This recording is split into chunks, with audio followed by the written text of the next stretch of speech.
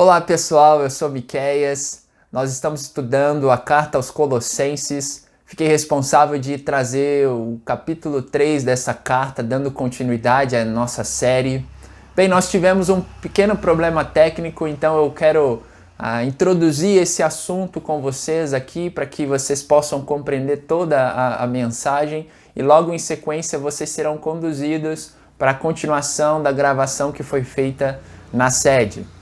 Então, o tema da pregação é a união com Cristo como a fonte da maturidade cristã. Creio que para a gente entender bem esse capítulo 3, se faz necessário nós relembrarmos algumas das coisas que foram faladas nos capítulos anteriores, nas pregações anteriores. Então, vamos lembrar um pouquinho algumas coisas. Paulo ele escreve essa carta porque ele estava bastante preocupado com alguns movimentos heréticos que estavam acontecendo ali na igreja em Colossos. A heresia, esse falso ensino, ele era bem perigoso mesmo, porque ele apresentava seus equívocos de uma forma muito sutil. Que eles diziam? Olha, eles não negavam a importância ou a necessidade da obra de Jesus para a salvação do pecador.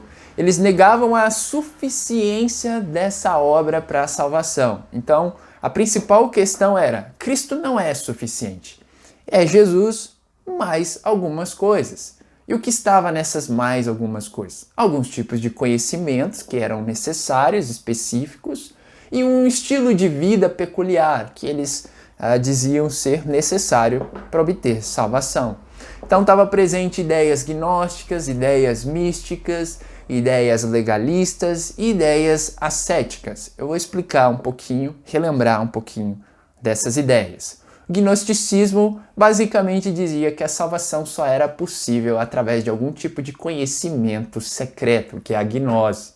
Como Paulo rebate isso? Ele rebate, olha, vocês já têm um conhecimento necessário para a salvação, que é o Evangelho, é sobre Jesus. Vocês conhecem Jesus e porque vocês conhecem Jesus, vocês já têm a salvação. Essa é a maneira. Não existe necessidade de outro tipo de conhecimento especial para a salvação. Estava presente também o misticismo, que é uma forma também distorcida de espiritualidade. Os crentes em Colossos, eles estavam sendo intimidados por pessoas que alegavam ter tido algumas experiências mais elevadas, mais amplas, mais profundas com Deus. E que experiências eram essas? Eram comunhão com seres angelicais. Então, isso de uma forma bastante sensorial, com visões, enfim. Então, eles diziam basicamente que, além de Cristo, era necessário um culto direto aos anjos para que você pudesse obter salvação. Então, Jesus não era suficiente. Eles tiraram Jesus da jogada como a coisa mais importante ali. E Paulo combate isso dizendo que, olha, esse culto aos anjos, ele não glorifica a Deus, ele não dá glória a Cristo, e não é algo que vocês devem seguir. Também estava presente ideias legalistas. O legalismo, ele basicamente visava impor algum tipo de coisas da lei para se obter salvação. E o que eles visavam impor? A circuncisão, a dieta, o calendário como critérios para a salvação. Paulo ele vai responder que em Cristo eles já foram circuncidados quando eles se converteram e foram batizados. E o batismo sendo essa circuncisão externa ali que foi feita nesse momento. E ele diz mais que em Cristo o escrito de dívida que era contrário a eles foi desfeito e que agora existem alguns aspectos até das leis, sobretudo das leis cerimoniais, que eram apenas sombra das coisas, e Cristo é a realidade. Essas coisas eram sombras, mas Cristo é a realidade. Então agora fique com o restante da nossa pregação, espero que edifique e acrescente muito a sua fé. Um abraço! O ascetismo também era uma coisa que estava presente. O que é o ascético? O ascético é aquele que visa abster-se dos prazeres, que às vezes são prazeres até lícitos, para ter um tipo de aperfeiçoamento, uma perfeição espiritual. Então, muitas vezes, eles tinham essa compreensão gnóstica de que a matéria era má. E o que eles faziam? Eles desenvolviam coisas de autopunição, muitas vezes até se autoflagelarem. para tentar mortificar essa natureza para que eles pudessem alcançar essa perfeição espiritual. Paulo combate isso dizendo, olha, vocês em Cristo já são aperfeiçoados. Em Cristo vocês já são aperfeiçoados. Não precisa você tentar refrear os impulsos da carne por meio do ascetismo, dessa abstenção que vocês fazem. Não, vocês já são salvos. E isso você consegue controlar esses impulsos somente quando você reconhece que você foi unido com Cristo. É assim que Paulo responde. Bem, eu estava pensando esses dias, será que existem alguns ensinos modernos, gnósticos em nossos dias atuais, legalistas, místicos e ascéticos em nossos tempos? E aí eu estava ouvindo na rádio, uma pessoa, geralmente às vezes eu coloco lá para ouvir algumas músicas mais do mundo evangélico, e aí nessa rádio tem as pausas, e aí ele falou assim, olha, agora eu queria trazer para vocês algumas coisas de como vocês podem alcançar a salvação. Aí eu parei um pouquinho e falei, opa, deixa eu me atentar aqui para ver o que vai ser ensinado a respeito da salvação. E aí dizia o pregador ou a pessoa, enfim, que estava compartilhando, olha, primeiro é necessário você aceitar Jesus. Depois, você precisa se batizar. Depois, você precisa fazer parte das reuniões de libertação. Detalhe, essas reuniões de libertações só aconteciam no espaço dessa comunidade, não existia em outro lugar. Só lá. Seria isso, essas reuniões de libertação completa que eles falavam, uma espécie de gnosticismo moderno, um tipo de conhecimento que só tem lá, naquele local? Então, vamos lá. Aí continuava. É necessário, além disso, de participar dessa reunião, falar em línguas, em mistério.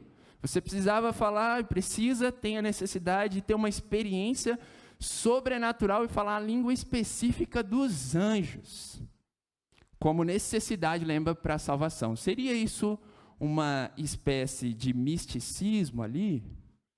Outra coisa que falava, é necessário para a salvação você evitar as más companhias. Não é assim, olha, é prudente, você tem que evitar, você não pode estar ao lado de más companhias, senão você não tem salvação. Seria isso uma espécie de ascetismo, negando prazeres ou coisas até lícitas, como se relacionar muitas vezes para obter salvação? E outra coisa que dizia, ser fiel nos dízimos e nas ofertas. Tem que ser dizimista, você tem que ser dizimista para alcançar a salvação. Seria uma espécie de legalismo isso? Eu estou trazendo isso porque às vezes parecem ideias muito distantes. O pessoal está trazendo coisas que aconteciam lá tempos atrás, hoje em dia as coisas mudaram. Essas coisas ganham nova configuração, mas elas estão muito presentes, infelizmente, no mundo evangélico, no mundo religioso em que nós estamos inseridos. E aí, para essas coisas, Jesus, mais essas coisas é igual à salvação, é o que essas pessoas estão dizendo atualmente também. Jesus mais essas coisas para a salvação. E como é que Paulo rebate? Olha, Cristo é suficiente. Nele nós encontramos tudo o que precisamos para a salvação. Agora, abra a sua Bíblia no capítulo 3, que eu acho que a gente vai ter bases sólidas também para a gente poder entender bem esse capítulo 3. Colossenses.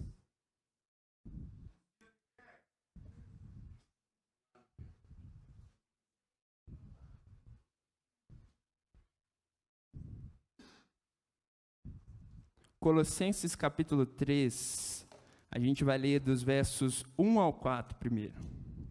Fala assim: portanto, já que vocês ressuscitaram com Cristo, procurem as coisas que são do alto, onde Cristo está sentado à direita de Deus. Mantenha o pensamento nas coisas do alto e não nas coisas terrenas, pois vocês morreram e agora a sua vida está escondida com Cristo em Deus. Quando Cristo, que é a sua vida, for manifestado, então vocês também serão manifestados com Ele em glória. Olha que precioso isso. A carta de Paulo, ela é muito incrível, porque ela está preocupada em mostrar, olha, identificar vocês. Quem vocês são, Colossenses? quem eles eram e o que eles tinham por causa de Cristo, e o que eles tinham a união com Cristo. Eles morreram e ressuscitaram, eles estavam unidos a Cristo. Então, basicamente, Paulo está preocupado, não dê atenção a esses falsos ensinos que querem colocar coisas, impor coisas para vocês, que vão além do que já foi feito por Cristo, para serem aceitos por Deus. Vocês, porque têm a Cristo, são aceitos por Deus. A base da sua aceitação se dá por causa da sua união com Cristo. Essa união a gente sabe que nós temos pela fé na obra de Cristo. Porque temos fé na obra de Cristo, nós nos unimos a Ele, você que é um cristão. Paulo, então, ele vai até mais além. Ele ensina que os cristãos que entenderam a Cristo, compreenderam a verdade de Cristo, são aceitos por Deus, e agora eles podem viver de uma forma madura, de uma forma íntegra, ter ações exemplares, porque Cristo é suficiente para nos conduzir por meio dessa maturidade espiritual. Ou seja, o caminho para a maturidade espiritual, em outras palavras, era o que o Paulo estava ensinando, não se dá por meio de um conhecimento ou de uma revelação secreta, gnóstica, ou pela prática da lei, ou pela adoração aos anjos, ou coisas de autopunição, disciplinas religiosas de autopunição, como alguns diziam. Não, o caminho da maturidade consiste em entender a nossa identificação com a morte e a ressurreição de Jesus. A base do amadurecimento cristão, então, é a fé na nossa união com Cristo Jesus. Porque nós fomos unidos com Ele, nós podemos andar rumo à maturidade da fé cristã. Nós podemos ser maduros. Então, essa ideia de você tentar a perfeição espiritual por meios próprios não existe. Você precisa reconhecer que você tem a Cristo, e porque você tem a Cristo, você pode fazer essas coisas que Ele vai orientar, principalmente nesse capítulo 3. Isso é muito especial, irmãos. Um cristão autêntico, verdadeiro, ele reconhece que o seu estado sem Deus era um estado de miséria espiritual. Que se não fosse Deus nos dar Cristo, nós não poderíamos ser transformados, nós não poderíamos amadurecer. É somente pela graça, por meio da fé, que nós podemos realizar as coisas e sermos maduros. Então é muito comum nos escritos de Paulo, ele sempre está relembrando quem eles eram, para depois falar as coisas que, a partir de quem eles eram, eles deveriam fazer ou se comportar de determinada maneira. E é assim normalmente, a gente precisa ter uma identificação para que a gente possa saber. Por exemplo, é esperado de um político determinados tipos de comportamento, é esperado de um professor determinados tipos de comportamento. Enfim, cada profissão ou posição é necessário. E assim como cristãos, é necessário algumas coisas para que a gente possa viver como discípulos de fato. E aí ele fala, vocês ressuscitaram com Cristo, verso 1. No verso 3 ele fala, vocês morreram com Cristo e sua vida está escondida com Cristo, relembrando, e agora por causa disso procurem as coisas do alto. Pensem nessas coisas, não em coisas terrenas. Aqui ele está dando questões muito imperativas, usando verbos imperativos. Olha, façam isso, vivam dessa maneira, pois vocês morreram e a sua vida agora está escondida com Cristo. A pergunta essa manhã, uma das perguntas é: o que você costuma pensar? O que leva você a gastar mais tempo no seu dia, dos seus pensamentos? Você está mais preocupado com as questões que envolvem as coisas cotidianas e deste mundo, ou você tem reservado tempo para pensar em coisas espirituais? Paulo, quando ele diz para pensar nas coisas do alto, ele não quer dizer que, como cristãos, a gente deve ser uma pessoa alienada, alheia às coisas que acontecem nesse mundo. Era muito comum, na Idade Média, principalmente, ter aqueles mosteiros, onde a pessoa ia lá, se afastava da localidade, da cidade, porque tinha visão. Opa, eu não vou me misturar. Eu não vou me associar com as coisas deste mundo. E aí essas pessoas ficavam insensíveis à realidade à sua volta, porque elas pensavam, eu vou pensar nas coisas do alto, lá no mosteiro em um lugar isolado, e assim eu vou estar praticando algo que Deus realmente quer. Mas não é esse o ponto, não é a gente se alienar do mundo e das coisas do mundo. Mas é de fato, pensando nas coisas do alto, a gente vai ter até mais bases para a gente poder amar as pessoas que estão à nossa volta. Porque você está pensando na realidade de quem é Deus, do amor de Deus, da grandeza de Deus, da justiça dEle. E aí você pensando nessas coisas do reino, buscando o reino em primeiro lugar, você vai ter bases para poder amar as pessoas que estão à sua volta. Então, alguém que pensa nas coisas espirituais, com recorrência, vai amar as pessoas à sua volta.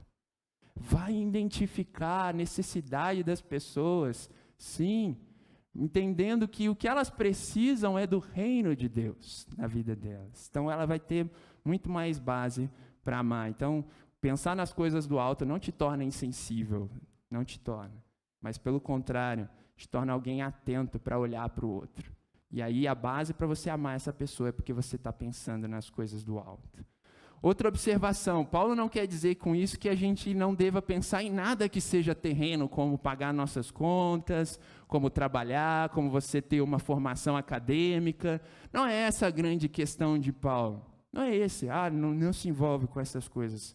Ou até com um grau de entretenimento, não é isso. O ponto é que isso não deveria tomar uma proporção tão grande do nosso tempo, dos nossos esforços. E muitas vezes nós corremos esse risco. Nós estamos tão, por vezes, envolvidos com as coisas deste mundo, que nós nos esquecemos que nós somos cidadãos do céu, se você é um discípulo. E que esse mundo aqui é um mundo passageiro, é breve. Se você perde isso de vista, você vai perder muita oportunidade de ser relevante às pessoas à sua volta. Certamente é importante a gente pensar nas coisas do alto e não ser tomado pelas preocupações desse mundo, porque senão a gente vai perder oportunidades. Então, o que disputa a sua mente? Será que eu estou tão envolvido com as coisas dessa vida, que inclui as preocupações legítimas como trabalhar, como estudar, ao ponto de se tornar Cristo apenas uma nota de rodapé na minha história? Cristo é só uma nota de rodapé, talvez para alguns. É legal ir ao culto. É legal ir lá no domingo. É legal de vez em quando brincar de fé. Ou Cristo é alguém precioso para você, que você se dedica a pensar na sua semana. Que você se envolve verdadeiramente com Ele, na leitura, na oração, na sua prática da espiritualidade. O que disputa mais a sua mente? Um cristão é chamado a ter os pensamentos cativos em Deus. A você que nos visita, o que cativa a imaginação sua, os seus pensamentos? O que você tem levado mais tempo? Sabe, você perde muito por não pensar nas coisas espirituais. E a gente vai falar algumas das coisas que você perde essa manhã. E é muito especial quando nós temos nossos pensamentos concentrados em Deus, porque ali em Deus, somente em Deus, nós encontramos um prazer que a nossa alma tanto almeja, que a nossa alma tem sede sincera de Deus.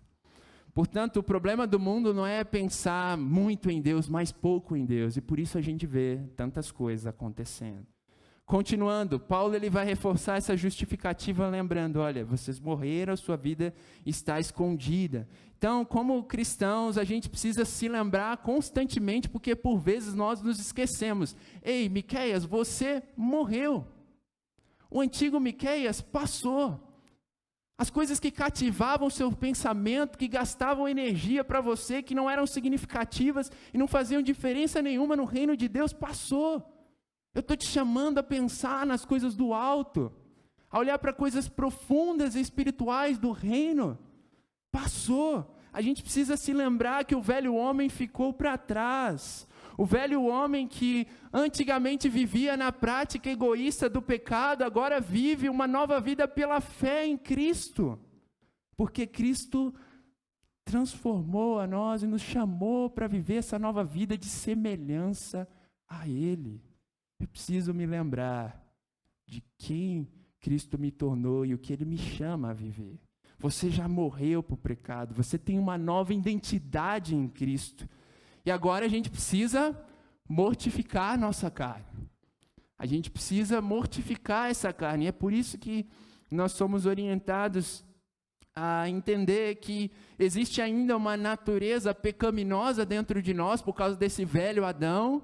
E a gente precisa mortificar essa carne. Mas a maneira da gente mortificar a nossa carne não é cumprindo com um conjunto de regras, mas é dependendo pela fé de Deus, reconhecendo a nossa identidade nele, reconhecendo porque temos a Deus, porque temos o Espírito de Deus, nós podemos ser diferentes. A base, então, para mortificar a carne não era como os ascéticos diziam, se abstendo das coisas, ou os legalistas da dieta. A base para a gente mortificar a carne é a fé em Cristo Jesus, a fé que temos Cristo. Nós podemos, então, por causa de Cristo, mortificar a nossa carne. Isso não significa que nós seremos perfeitos, está longe disso, está longe dessa perfeição como a de Cristo, mas que dá base para a gente lutar, sim, para pensar em coisas espirituais e de viver essa nova vida cada vez mais semelhante com Jesus. É preciso a gente se lembrar disso. E essa fé, claro, ela vai levar a gente, essa fé nessa união com Cristo vai levar a gente a algum conjunto de ações que a gente vai ver até um pouco mais. Abra agora, ou talvez já esteja aberto, no versículo 5. A gente vai ler do 5 até o 14 agora. Fala assim: assim, façam morrer tudo que pertence à natureza terrena de vocês: imoralidade sexual, impureza, paixão, desejos maus e a ganância, que é a idolatria. É por causa dessas coisas que vem a ira de Deus sobre os que vivem na desobediência, as quais vocês praticaram no passado, quando costumavam viver nelas. Mas agora, abandonem todas essas coisas: ira, indignação, maldade, maledicência e língua indecente no falar.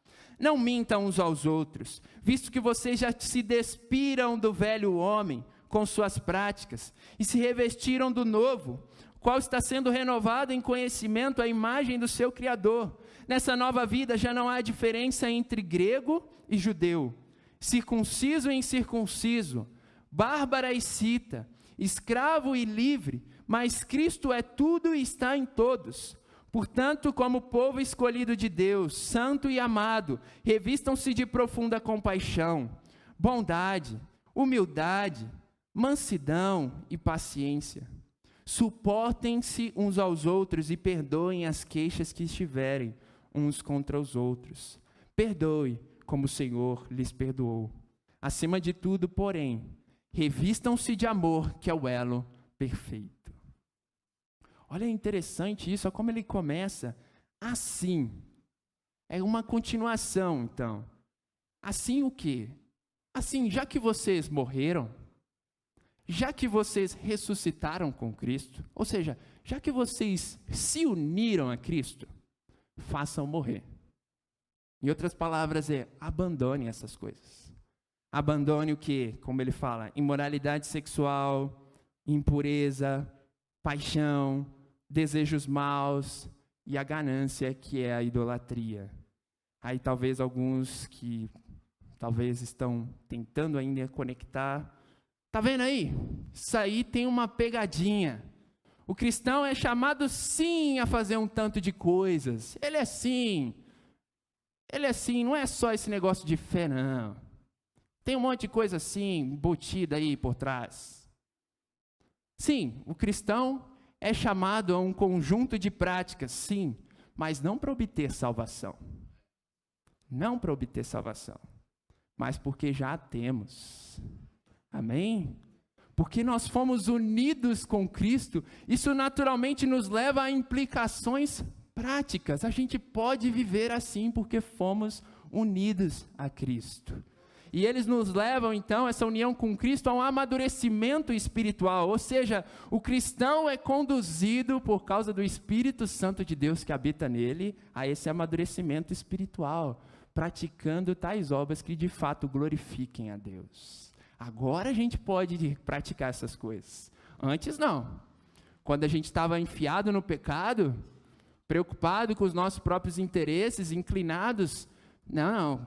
A gente não podia ter ações, mas porque nós fomos salvos pela graça, mediante a fé em Jesus Cristo, nós podemos agora ser diferentes. Nós podemos ser semelhantes, inclusive, a Ele. É isso que Ele nos chama, a sermos pequenos Cristos. Por isso, cristão, pequeno Cristo. E isso é descrito aqui de uma forma muito clara. O cristão é conduzido porque tem Jesus, tem o suficiente para ser parecido com Jesus. Já que vocês morreram e ressuscitaram, então vivam assim. O cristão, ele vive, pratica a lei não como uma forma de justificação, de ser declarado justo e aceito por Deus. Não, mas ele vê isso como uma expressão de gratidão e de obediência por ser parecido com Jesus. Ele busca ser parecido como uma expressão de gratidão por a salvação que ele tem em Cristo Jesus. A obediência, então, é uma resposta de gratidão ao favor de Deus manifestado em Jesus, e não um meio de ganhar Ele. Essa obediência decorre da gratidão, não como maneira de justificar. E por que isso é tão importante para você que nos visita, que talvez está se deparando primeira vez com essa mensagem? O cristianismo é uma religião, se a gente pode definir assim, que tem como princípio a aceitação pela graça por meio da fé.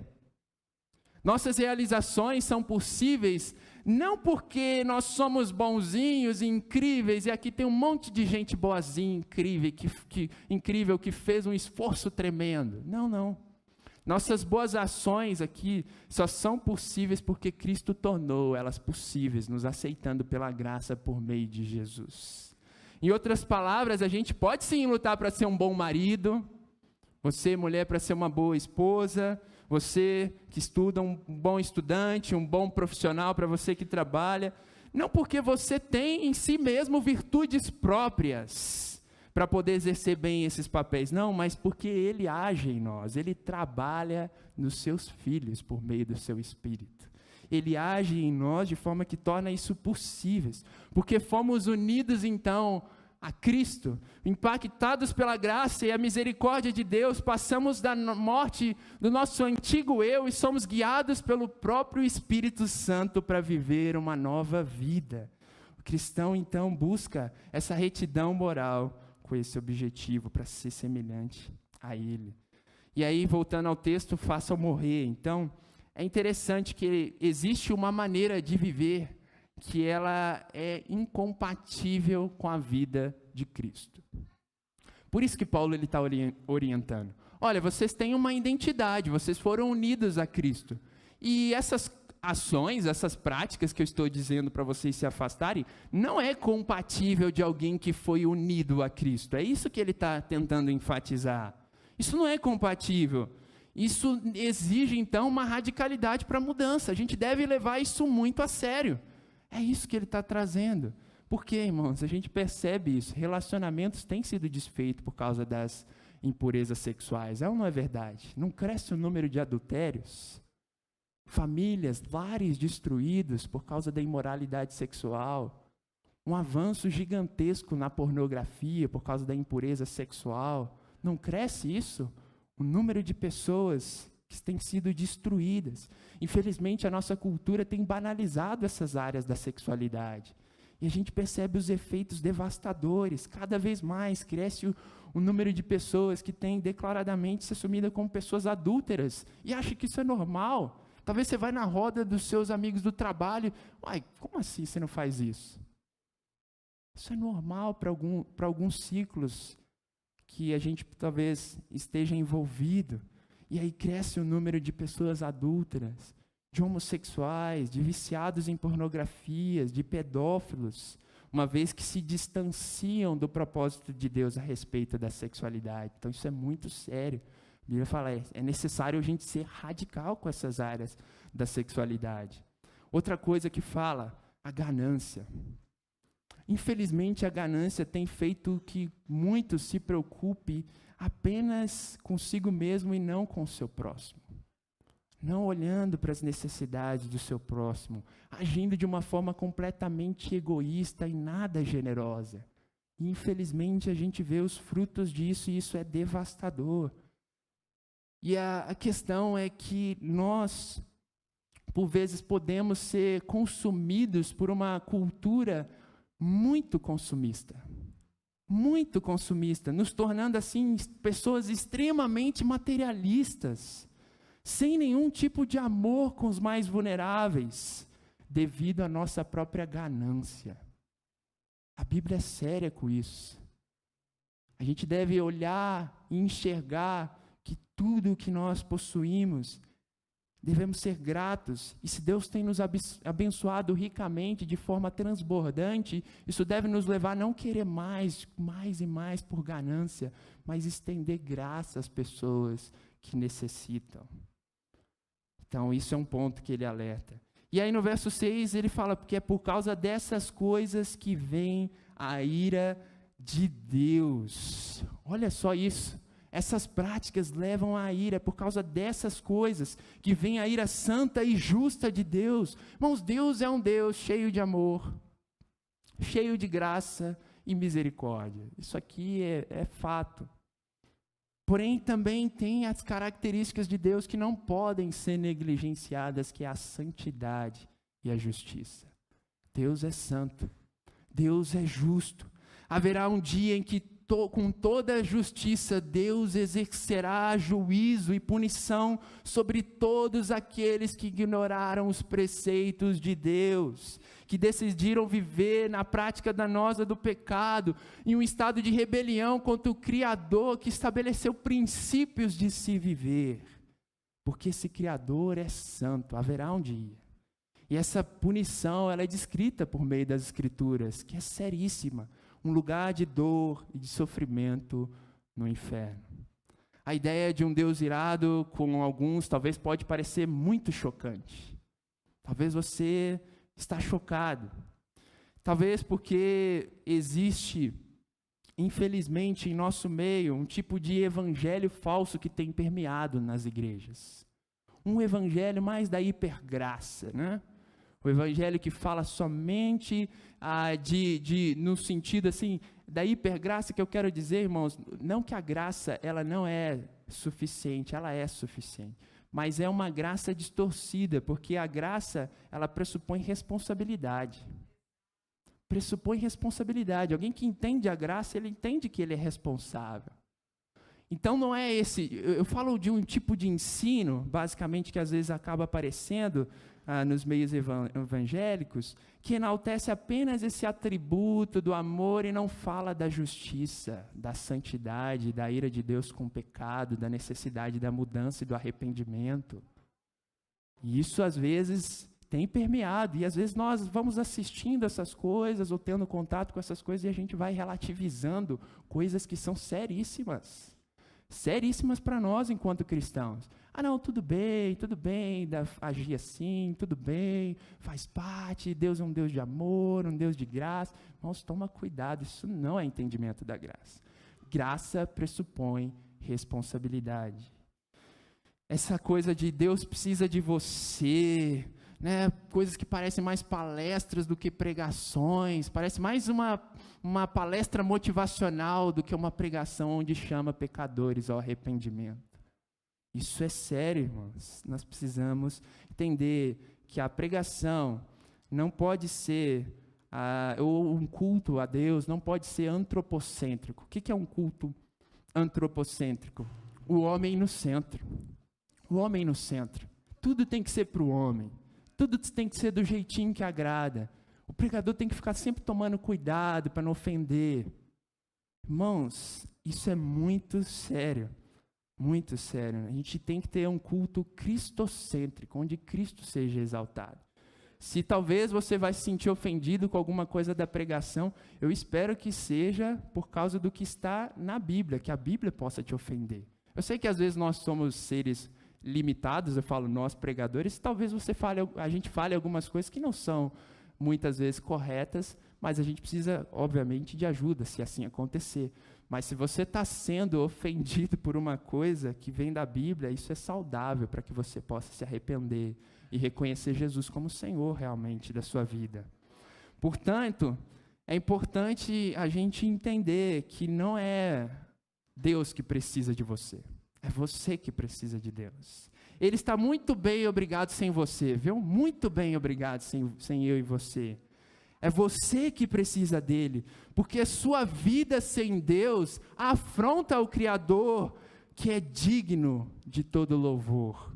E isso a Bíblia descreve quando você não honra como uma afronta digna de punição. Os cristãos, olha a beleza, em contrapartida, eles nutrem uma esperança que é certa, porque Cristo assumiu a justa ira de Deus, que estava sobre cada um de nós, destinada sobre cada um de nós, e Ele se colocou como nosso substituto, para que a ira de Deus não caísse sobre a prática dos nossos pecados. E isso é impressionante, porque o cristão ele desfruta dessa justiça que foi exercida lá na cruz. Lá na cruz, quando Jesus é punido por causa do pecado, Deus, por causa da sua graça, nos chama, então, agora somente a sermos transformados à imagem dele, de glória em glória e de fé em fé. Amém? Verso 8 ao 9, continuando. Ele fala, mais um conjunto de outras práticas. Abandonar a ira, a indignação, maldade, maledicência, linguagem decente no falar, não mentir. A gente deve levar, então, essas coisas a sérias, como a gente tem percebido. E olha, nossa retidão moral, ela não deve ser um alvo para que a gente possa desenvolver algum tipo de orgulho pessoal e falar assim, olha, eu sou incrível, eu sou demais, eu sou maravilhoso porque eu faço essas coisas. Não. Ela deve ser uma base para a gente falar assim, olha, eu só posso fazer isso por causa de Deus, do Espírito de Deus, e Ele me ajuda a refletir Ele mesmo. E assim você glorifica a Deus. Eu falo isso porque, às vezes, como cristãos, a gente pode até ter um conjunto de práticas muito morais nos nossos ambientes. Só que ninguém sabe por que você faz isso. Ninguém sabe. Você pode ser um bom profissional, chegar no horário certinho, faz o seu trabalho muito bem feito, você pode ser um ótimo estudante, tirar maravilhosas notas. Na sua família, você pode ser uma pessoa incrível, servir as pessoas e tudo mais, mas você não abre a boca para falar por que você faz o que você faz. Muitas vezes a gente perde essas oportunidades, sabe? Então é importante a gente dar glórias a Deus. Eu vou ter essa retidão moral, não para desenvolver algum tipo de orgulho. O Miqueias é incrível, hein? O Miqueias chega no horário, Miqueias é um cara excelente. Irmão, eu só sou excelente, eu busco essa excelência por causa de Cristo. Você falar de Cristo, você dar glórias a Cristo, porque é Ele que trabalha em nós. Amém? E aí no verso 9, a questão é despirmos do velho homem, você se despir. Uma linguagem aqui de vestimenta, ele quer nos ajudar a entender por meio de analogia que existiam vestes sujas, a gente vestia vestes sujas por causa do pecado. Por causa do pecado, as nossas vestes eram manchadas. E aí o que Cristo nos fez? Por meio da fé em Cristo, na obra de Cristo na cruz, na sua morte, na sua ressurreição, Ele troca as nossas vestes. Ele nos dá novas vestes espirituais. E aí isso é precioso, porque nós recebemos roupas novas. E às vezes a tentação é a gente querer vestir coisas que eram propícias do velho homem, sendo que nós já recebemos roupas novas. Realmente reconhecer que o velho homem ficou para trás e se despir do velho homem é importante. Eu já contei essa história aqui, mas eu quero repeti-la porque talvez alguns não se lembrem, em uma pregação da história do Agostinho de Hipona, que é uma história que eu acho muito interessante, quando depois ele foi convertido, depois dos 40 anos, Agostinho foi um dos chamados pais da igreja, um cristão do primeiro século. E aí, depois de ser convertido, ele se deparou na rua com uma mulher que começava a chamá-lo. E essa mulher, em outros momentos, tinha sido a sua amante. E aí ela começava a chamar, Agostinho, Agostinho. E ele continuou a caminhada dele. Agostinho, Agostinho. E ele continuou a caminhada. Agostinho, sou eu, fulano é de tal. Aí ele, mas não sou mais eu, tchau. E pega e sai fora correndo. Isso é interessante porque ele reconheceu algo. Aquele Agostinho passado já era, não existe mais. Nasceu um novo Agostinho. Alguém que teme ao Senhor. Alguém que valoriza os preceitos bíblicos que Deus coloca, que leva a sério ser semelhante a Jesus. Verso 11. Fala assim: nessa nova vida já não há diferença entre grego e judeu, circunciso e incircunciso, bárbaro e cita, escravo e livre, mas Cristo é tudo e está em todos. Eu creio que esse versículo provavelmente foi escrito tendo em vista a questão da exclusividade da espiritualidade que era dita, que olha, tem alguns mais espirituais que outros aqui no meio, tem conhecimentos e tal. E esse falso ensino estava ali em Colossos. Entretanto, expressa que a nossa união com Cristo tem uma abrangência transcultural. Existe um conhecimento, que é o conhecimento da salvação, que ele transcende um grupo específico de pessoas. Ele é transcultural. O evangelho, então, é para todas as pessoas, sem exceção. Não para um segmento específico de pessoas. Então, isso é interessante a gente pensar, porque isso não deve nos dar base para nos sentirmos superiores a outros povos, a outras culturas. Como cristãos no Brasil, não temos fundamento para pensar que nós somos em algum nível mais espirituais que outros irmãos de outros lugares. Porque o reino de Deus nos torna únicos cidadãos do seu reino. Essa família, ela tem, então, variedades de povos unidos através de Cristo, por causa de Cristo. E aí, no verso 12, uma vez que nós fomos escolhidos, povo santo e amado, já que somos então tudo isso, ele fala, né?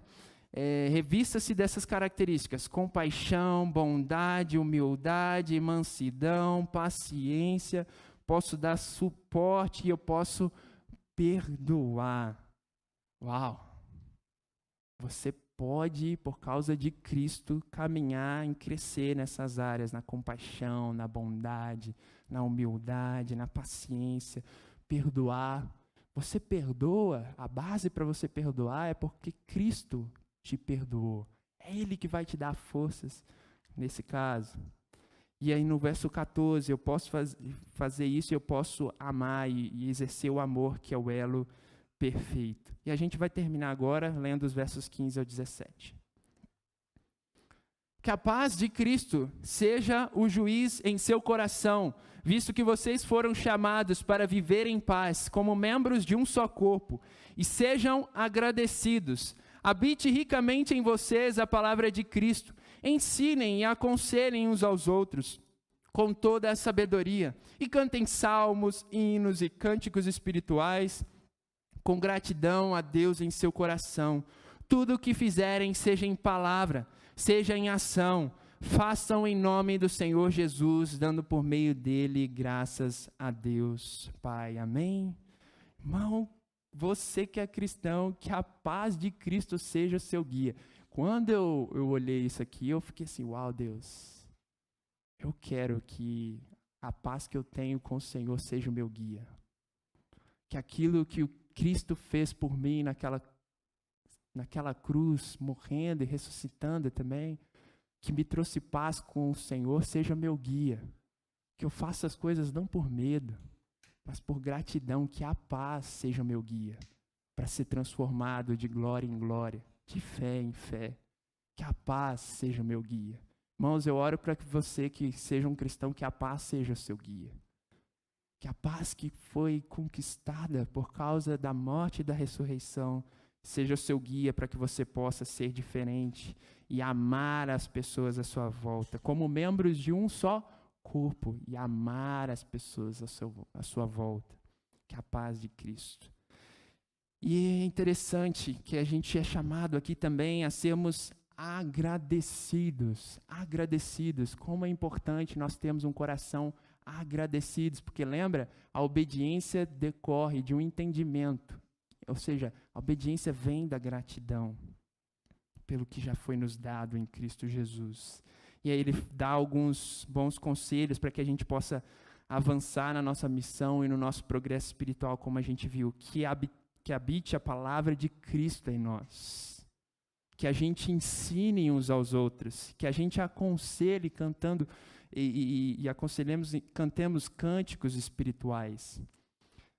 É importante que a palavra habite nos nossos corações. É importante que a gente leve muito a sério o nosso relacionamento pessoal com Deus, para que a gente possa, transbordando de tudo aquilo que Deus tem nos ensinado, compartilhar e ensinar outras pessoas sobre a palavra de Deus. Esse é o chamado, então, que a gente possa ser intencional, irmãos, investir no nosso relacionamento e amar as pessoas. E existe uma maneira da gente encher o espírito, né? Cantando, louvando, sendo agradecidos, tendo relacionamento com Deus, fortalecendo o seu espírito para que você possa dar frutos que honrem a Deus. E a questão do ensino, eu queria falar só um pouquinho sobre isso, e a gente já está acabando, sobre a importância do ensino e do aconselhamento. Olha, eu me batizei com 12 anos de idade, e eu sou muito agradecido pelo discipulado. Hoje essa semana eu fiquei pensando, falei assim, Deus, só o Senhor para salvar um menino de 12 anos, porque o Senhor quis. Eu não entendia muitas coisas da vida, mas eu tinha certeza que Jesus era Senhor e Salvador. E aí, só que eu precisava crescer tanto, irmãos, nossa, tanto, deixar de ser menino para ser homem, tanto. Mas é especial porque Deus usou o discipulado. Pessoas que estiveram ali comigo, me acompanhando de uma forma intencional, individual, que é isso que a gente entende, né? No sentido mais como discipulado, ainda que existem outros entendimentos, mas o que a gente entende é isso, né? Como igreja. E tiveram pessoas ali me encorajando de forma intencional, próxima, me treinando a ser mais parecido com Jesus. Essa é a função do discipulado. É ser parecido com Jesus. Eu vou te ajudar a ser parecido com Jesus. Não comigo, mas com Jesus. E isso foi tão importante para mim, para o meu amadurecimento espiritual. E eu sou muito grato a Deus que tiveram pessoas dispostas e disponíveis para ensinar. Às vezes, temos pessoas que não estão disponíveis para ensinar aos outros. É triste quando eu ouço assim, olha, tem estudo bíblico e eu não encontrei pessoas para estudarem a Bíblia contra. Isso me entristece. Puxa, a gente está perdendo a oportunidade de falar do amor de Deus a outras pessoas, ensinar, aconselhar. Então, meu conselho é transborde, encha a palavra de Deus, se encha da palavra de Deus e transborde para ensinar e esteja disponível para ensinar a outro. Você que é mais velho, tem muitos jovens aqui, muitos jovens na igreja, que estão crescendo no entendimento de que eles precisam de vocês. Eles estão crescendo, amém, irmãos? Eles estão crescendo, de que vocês são importantes, que os mais velhos são importantes sim, que vocês mais velhos têm muitas coisas a ensinar para eles. E eu quero encorajá-los, vocês, aconselhá-los, ensiná-los a respeito de Cristo. Por fim, se você não é um cristão, meu chamado, meu convite é você olhar para Jesus. Olhar para quem é Jesus, conhecê-lo mais, conhecer que Ele derramou o seu amor a nós por meio da sua cruz, ressuscitou para que você pudesse ter uma vida diferente e transformada. E meu desejo é que essa mensagem tenha despertado em você um senso de urgência, para que você se curve ao Criador de todas as coisas. Amém? Vou fazer uma oração.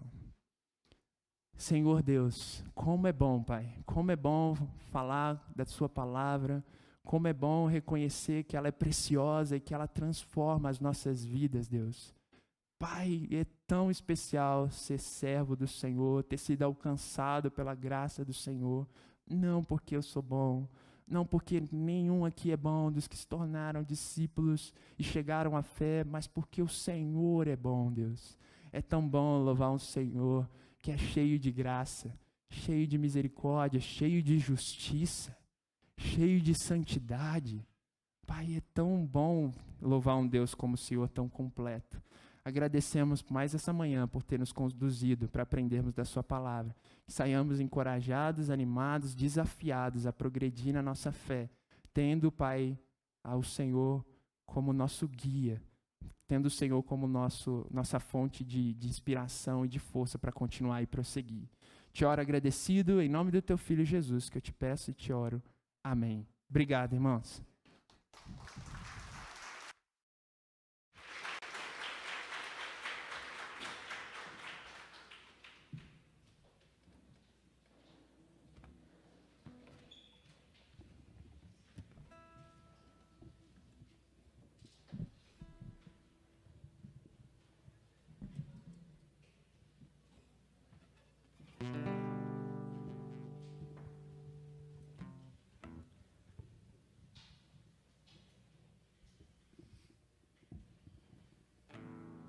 Então, vamos ter